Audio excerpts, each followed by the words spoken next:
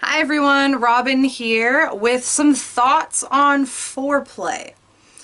I imagine maybe some of you saw the title and thought, she wants to get rid of foreplay? Actually, I kind of do. Not necessarily the activities, but the word foreplay and what it means. In my experiences, coming out into the queer community, having more queer sex and relationships, and in teaching, the word foreplay has come up a lot.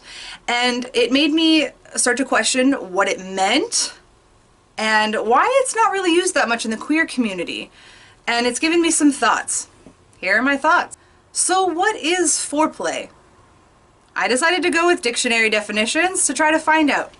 Merriam-Webster's dictionary defines foreplay as erotic stimulation preceding sexual intercourse.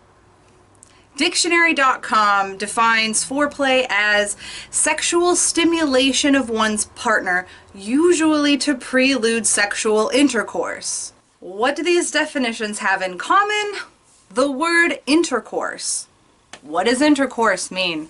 More dictionary definitions. I got sexual contact between individuals, including penetration, especially the insertion of a man's erect penis into a woman's vagina, typically accumulating in orgasm and the ejaculation of semen. I have a lot of thoughts on that definition, but it gives you an idea.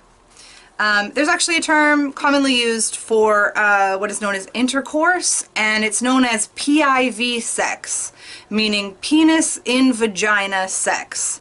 I'm not here to bash straight sex. I'm not here to bash penis in vagina or PIV sex.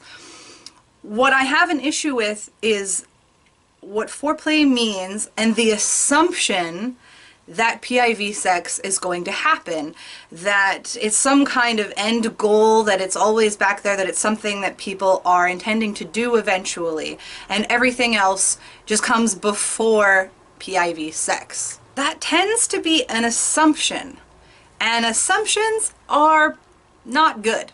Assumptions can lead to expectation, it can lead to miscommunications, disappointment, and even entitlement of certain sexual activities, even entitlement of other people's bodies. Not okay. Have any of you seen this meme online? I've seen it floating around a few times. It's not mine, and there's some generalizations, some clear generalizations in this meme, but I wanted to share it for the sake of having a visual chart that I think expresses what I'm trying to get at. Okay, so here's this meme. Please ignore the hetero versus lesbian sex. We'll get to that. But it shows two charts here. The top one shows what I think is a good example of assumed PIV sex. There's this 4-minute scenario where you have kind of a straight line. I'm going to say that's probably PIV sex that's happening. And then guy comes, and then girl comes, maybe. And it ends with sleep and or someone leaves at minute 4. And the other one we've got here at the bottom, this like rainbow chart that's happening, is all over the place. Is this sex? Oh, I think we're having sex now. Orgasm, 1 out of 7. Delicate cuddling, hand holding, apparent time travel. I thought it was over, but I guess we're going again. Oh wait, someone goes and gets up and gets food, and there's inevitably a distraction by a pet or a cat. So clearly I don't think this is hetero versus lesbian sex. I want to just get rid of those titles.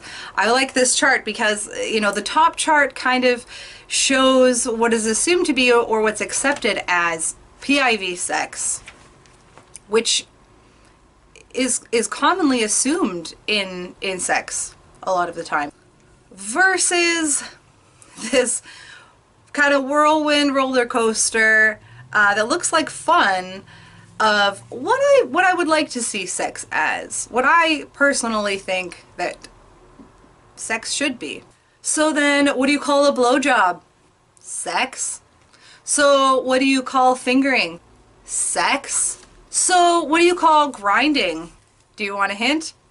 It's sex. So how am I supposed to know what this person wants to do? Ask? Just ask.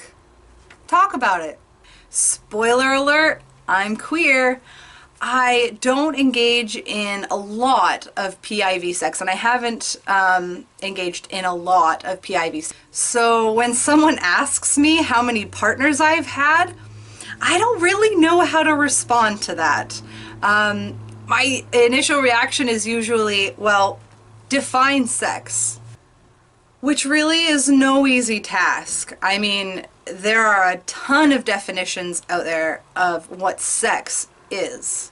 Side note, it doesn't matter how many partners you've had. I'll put a link below. I actually have a video on that topic if you want to check that out.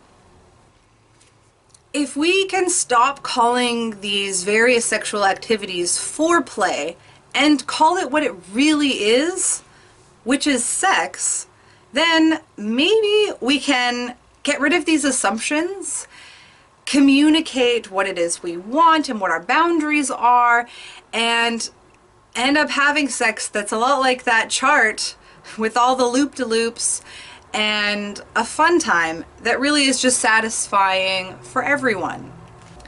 I want to know your thoughts. Let me know what you think. You can comment below.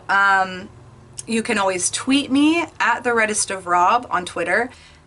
And of course, you can always check out my website, alternativesexuality.ca, for more information, more links to videos. You can find out where I'm going to be presenting, what workshops I do, all that stuff. Anyways, let me know what you think. Have a good night.